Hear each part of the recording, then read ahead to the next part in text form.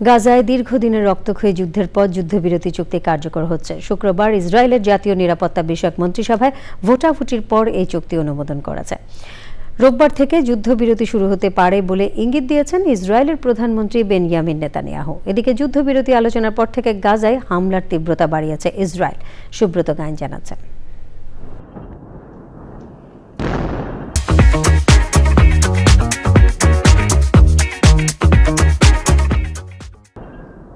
ফিলিস্তিনের গাজায় ধ্বংসস্তূপ আর মৃত্যুর মিছিলের পর অবশেষে যুদ্ধবিরতি কার্যকর হচ্ছে। গাজায় যুদ্ধবিরতি নিয়ে ইসরায়েল ও হামাসের ঐক্যমত্যের বিষয়টি গত বুধবার সামনে আনে মধ্যস্থতাকারী দেশ কাতার। পরে যুদ্ধবিরতির আলোচনায় এই সিদ্ধান্তের কথা জানান হামাস প্রতিনিধিরা। সেখানে তারা আগামী রোববার যুদ্ধবিরতি কার্যকর হওয়ার কথাও জানান।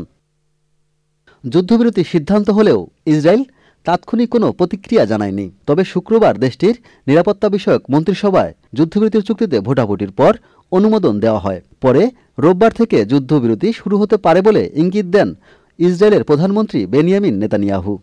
যুদ্ধবিরতির সিদ্ধান্তকে স্বাগত জানিয়েছেন ইসরায়েলের প্রেসিডেন্ট আইজ্যাক হেরজগ। তবে চুক্তিটি ইসরায়েলের জন্য বড় চ্যালেঞ্জ নিয়ে আসবে বলেও উল্লেখ করেছেন তিনি।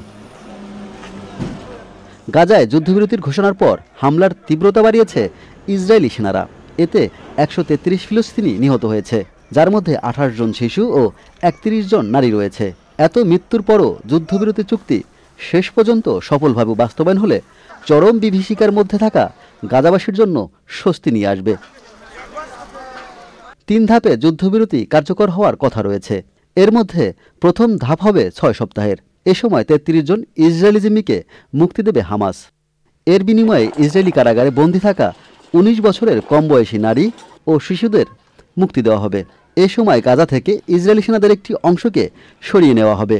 দ্বিতীয় ধাপে ইসরায়েলের বাকি জীবিত জিম্মিদের মুক্তি দেবে হামাস। এর বিপরীতে আরও ফিলিস্তিনি বন্দীদের মুক্তি দেওয়া হবে এবং গাজা থেকে ইসরায়েলি সেনাদের পুরোপুরি সরিয়ে নেওয়া হবে। আর তৃতীয় ধাপে ইসরায়েলের কাছে মৃত জিম্মিদের মরদেহ ফেরত দেওয়া হবে এবং গাজা পুনর্গঠন শুরু হবে। Subrata Gayen, channel I.